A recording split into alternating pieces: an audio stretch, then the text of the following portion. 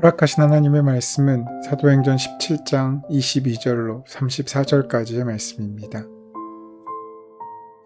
바울이 아레오바고 가운데 서서 말하되 아덴 사람들아 너희를 보니 범사에 종교심이 많도다.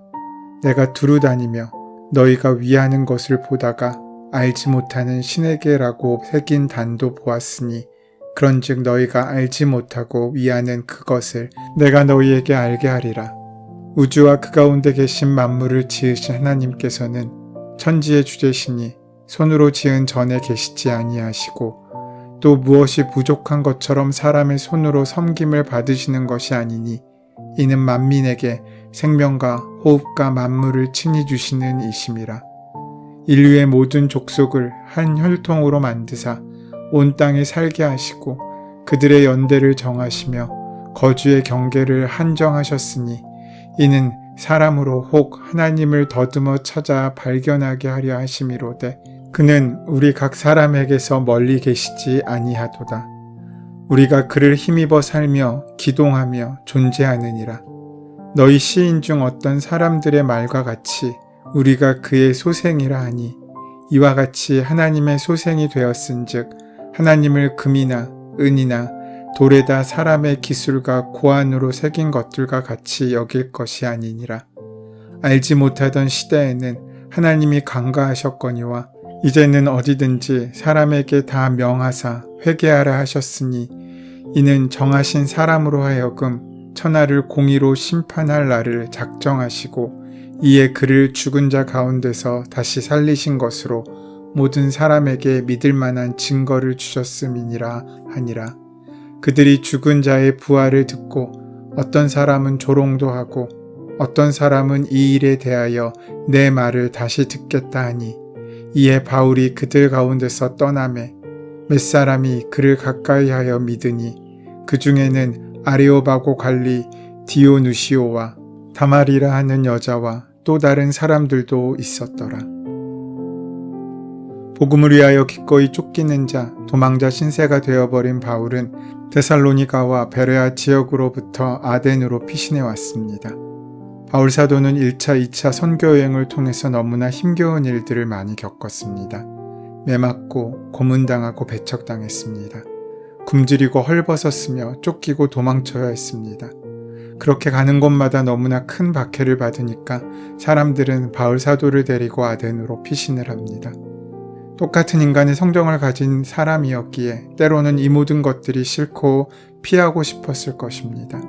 데살로니가와 베레아에 있는 유대인들이 바울을 쫓아다니며 회방과 박해를 했지만 아덴, 즉 이집트의 아테네는 서양의 민주주의와 철학의 발생지로 새로운 사상에 대해 그나마 열려있는 도시였습니다. 여기에서 전도팀의 일행을 기다리면서 잠시간의 재정비의 시간을 가질 수 있었습니다.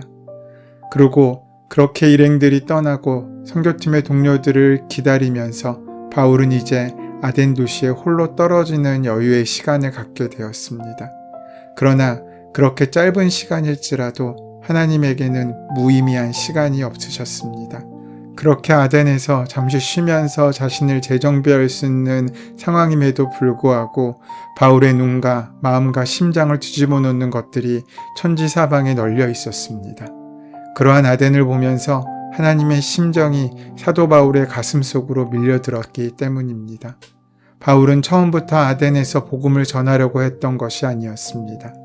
단지 그는 동역자였던 실라와 디모데를 기다리던 중 그 성에 우상이 가득한 곳을 보고 마음에 격분했다고 16절은 증거합니다. 복음을 위하여 도망자가 된 바울은 복음 때문에 의로운 분노를 품게 된 것입니다.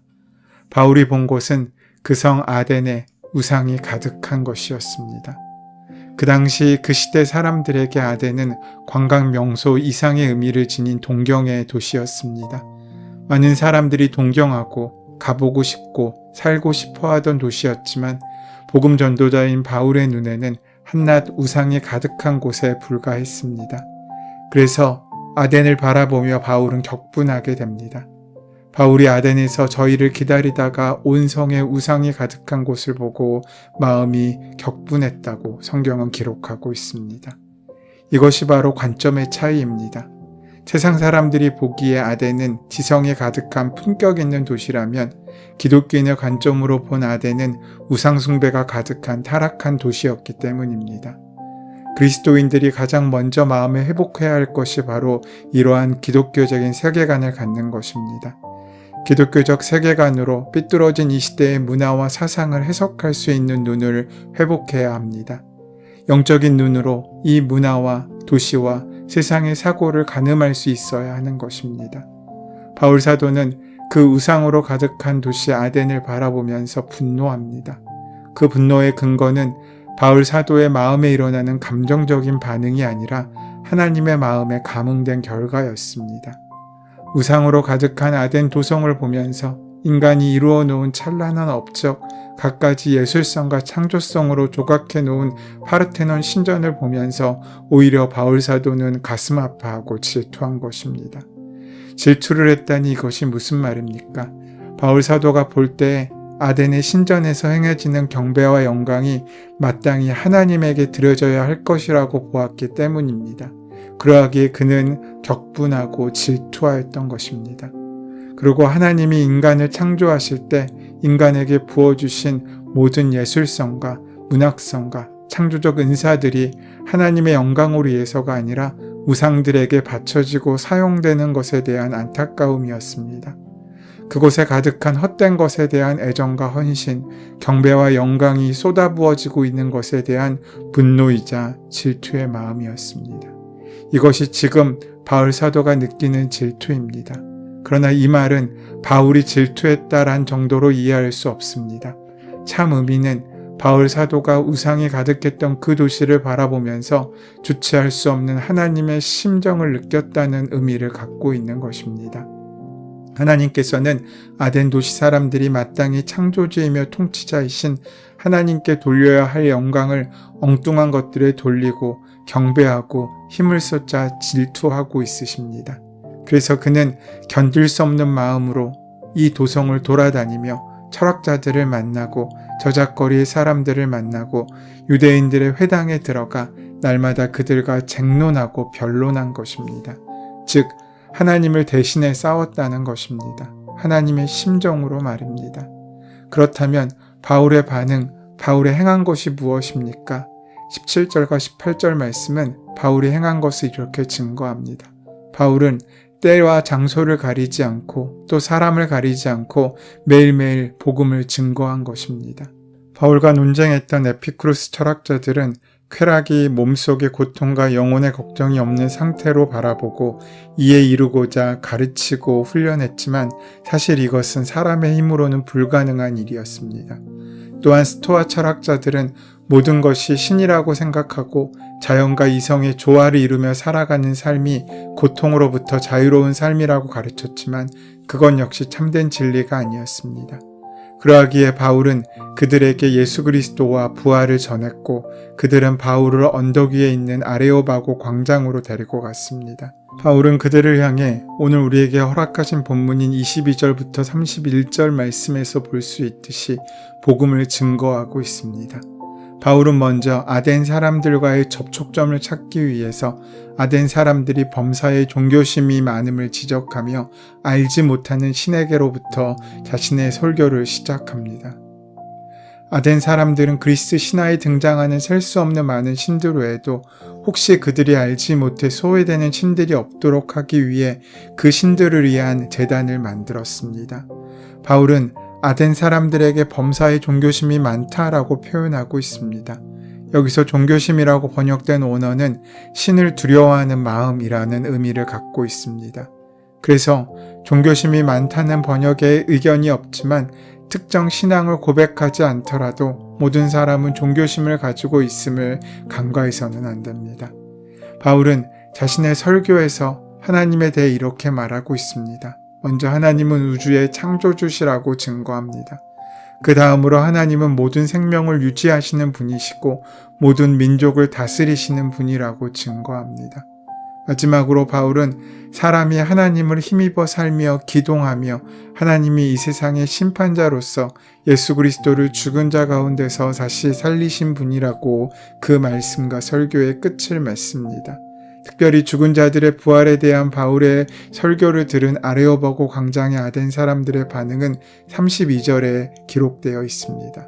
그들이 죽은 자의 부활을 듣고 어떤 사람은 조롱도 하고 어떤 사람은 이 일에 대하여 내 말을 다시 듣겠다 하니 라고 말씀합니다. 아레오바고 광장에 있던 아덴 사람들의 반응은 세 가지였습니다. 먼저는 조롱하는 사람들이었습니다. 그들은 죽은 자의 부활이 불가능하다고 생각한 것입니다. 아덴 사람은 바울이 전한 복음을 들었으나 세계의 지성이라고 스스로 자부하며 사망에서 생명으로 돌이킬 수 있는 인생의 귀한 터닝포인트를 놓치고 만 것입니다. 자신의 지식이 오히려 진리로 다가가는 걸림돌이 되고 있는 것입니다.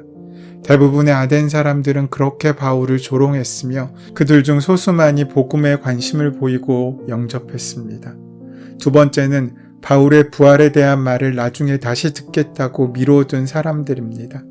얼핏 보기엔 그들이 나중에 다시 듣겠다는 여지를 남겨둔 것처럼 보이지만 그러나 그들에게 그 나중은 다시 돌아오지 않았습니다. 복음은 나중으로 미룰 수 있는 것이 아닙니다. 지금 결단하고 지금 결정해야 하는 것입니다. 잘 알려진 얘기 중에 오늘은 어제 죽어가던 사람이 그토록 바라던 내일이다 라는 말이 있습니다. 복음의 초대 앞에 지금 이 순간이 얼마나인지를 그들은 몰랐습니다. 그러하기에 33절을 보면 바울이 그들 가운데서 떠났다고 말합니다.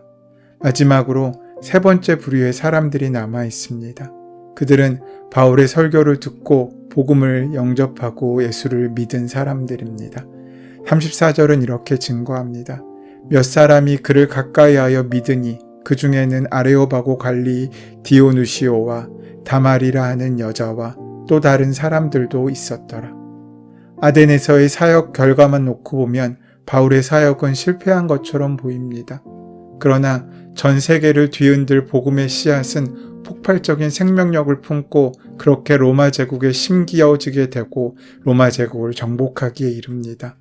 고대 서구의 인간 지성의 향연장이라고 할 수 있는 아덴의 아레오바고에서 바울의 설교를 통해 비록 몇 사람이라는 적은 숫자였지만 하나님께서는 그 사람들을 택하시고 남겨두사 하나님께 돌아오게 하셨습니다.